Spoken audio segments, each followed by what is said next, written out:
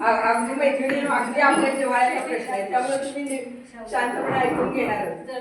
दीर्घायुषी होण्याचा सक्सेस मार्ग मी सांगणार आहे. जेवण निम्म करा, पाणी दुप्पट प्या, परिश्रम तिप्पट करा,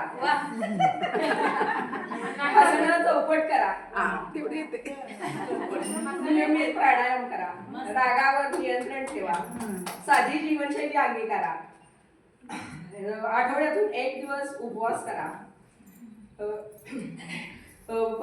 कमीत कमी प्रक्रिया केलेलं अन्न खाण्यावर भर द्या, ऋतुमानानुसार आहारात बदल करा, भौतिक आकर्षणापासून दूर राहा, आजूबाजूचं वातावरण प्रसन्न कसं राहील याची काळजी घ्या आणि मनाची मशागत करा.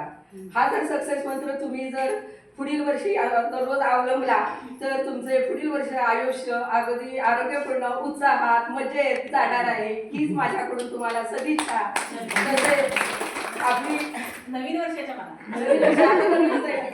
आणि आपल्या मला व्यक्त होण्याची संधी मिळाली.